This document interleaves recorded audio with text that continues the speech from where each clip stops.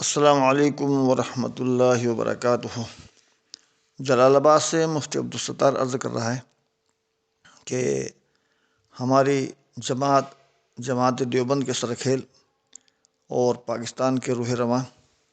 حضرت مولانا مفتی محمد رفیع صاحب اللہ کو پیارے ہو گئے، جو مفتی تقی صاحب کے بڑے بھائی تھے۔ انا للہ و انا الیہ راجعون۔ اور جیسا کہ مقولہ ہے، موت العالم موت العالم، کہ ایک عالم کی وفات پورے عالم کی وفات ہے۔ اور ماشاءاللہ مرحوم ان ہستیوں میں سے تھے کہ علامہ اقبال نے ایسے لوگوں کے بارے میں فرمایا، ایک شعر ہے، جہاں میں اہل ایما صورت خورشید جیتے ہیں، جہاں میں اہل ایما صورت خورشید جیتے ہیں، ادھر ڈوبے ادھر نکلے ادھر ڈوبے ادھر چمکے۔ تو حضرت مفتی رفیع صاحب بھی انہی ہستیوں میں سے تھے۔ ہمارے بعض احباب نے فرمائش کی ہے کہ حضرت مسیح الامت سے متعلق حضرت مسیح الامت کا فرمان ان دونوں حضرات مفتی محمد رفیع صاحب اور مفتی محمد تقی صاحب سے متعلق اگر آپ کے پاس کچھ ہو مواد تو ہمیں سنا دیں۔ تو اس سلسلے میں میرے پاس تھوڑا سا لکھا ہوا ہے، حضرت نے جو بیان فرمایا تھا میرے پاس وہ منقول ہے۔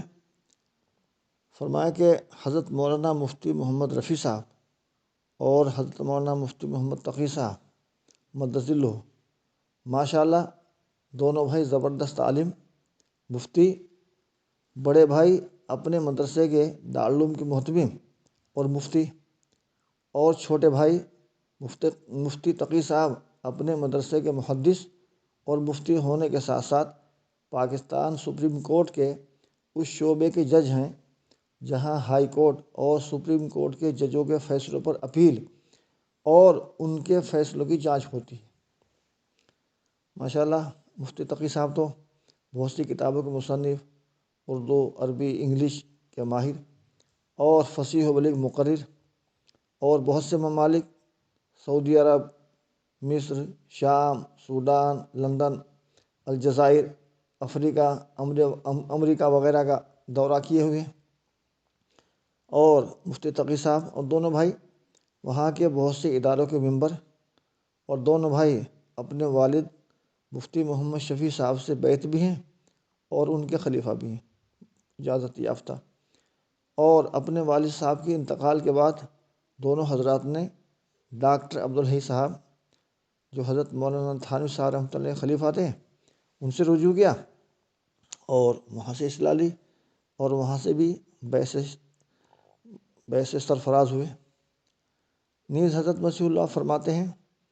کہ سن 1407 میں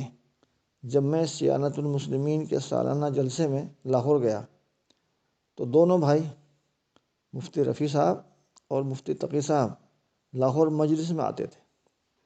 سامنے ہی بیٹھتے تھے اور مجلس ٹیپ بھی کراتے تھے، اور خود بھی بہت توجہ اور غور سے سنتے اور بہت متاثر ہوتے۔ نیز حضرت مسیح اللہ صاحب نے فرمایا کہ میں نے دیکھا کہ بعض اوقات دونوں بھائیوں پر بڑی رقت طاری ہو جاتی، آنکھوں سے آنسو بہنے لگتے، روتے رہتے اور رومال سے آنسو پوچھتے رہتے، دیر تک یہ کیفیت ان پر طاری رہتی۔ دونوں بھائی جلال آباد بھی آئے ہیں، یہاں قیام بھی کیا، اور مفتی رفیع صاحب نے کئی دن قیام کیا اور حضرت سے خط و کتابت بھی کی اور مجلس میں شریک ہوئے، باقاعدہ خط و کتابت بھی رکھتے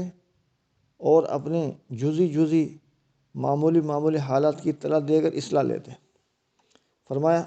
ماشاءاللہ دونوں بھائیوں میں کس قدر اخلاص اور صدق ہے، ماشاءاللہ، انتہا کلام الشیخ۔ اس کے بعد ناظرین کرام،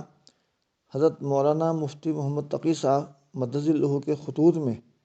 موصوف گرامی کا اپنے سفر اور حضر کے معمولات اور دارالعلوم کراچی سے متعلق فرائض منصبی اور کاروبار و تجارتی امور میں حضرت والا سے یعنی حضرت مسیح الامت سے طلب اصلاح، نیز دارالعلوم کراچی سے ملنے والی تنخواہ پر قناعت، صرف دارالعلوم سے جو تنخواہ ملتی اسی پر قناعت کرتے، اور حکومت پاکستان اور عدالت سے جو تنخواہ مقرر ہوئی تھی اس سے بالکل استغنا۔ ایسے ہی حب جاہ اور حب مال سے حد درجے عدم اعتنا ملاحظہ فرمائیں۔ بہرحال یہ حضرات بڑے حضرات ہیں، اسوہ ہمارے لیے اسوہ ہیں، اور سالکین طریقت کے لیے اور خاص طور سے ہم طالبین کے لیے اور علماء کے لیے یہ ان کا ایک نمونہ ہے اور اسوہ حسنہ ہے۔ اللہ تعالیٰ حضرت مفتی محمد رفیع صاحب کے درجات بلند فرمائیں، اور اللہ تعالیٰ ان کو اپنے پاس مقام قرب عطا فرمائے، اور اللہ تعالیٰ ان کے جو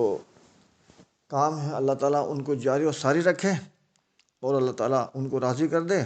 اور اللہ تعالیٰ ان سے راضی ہو جائے، آمین۔ السلام علیکم ورحمۃ اللہ وبرکاتہ۔ جلال آباد سے مفتی عبدالستار کا بیان ہے۔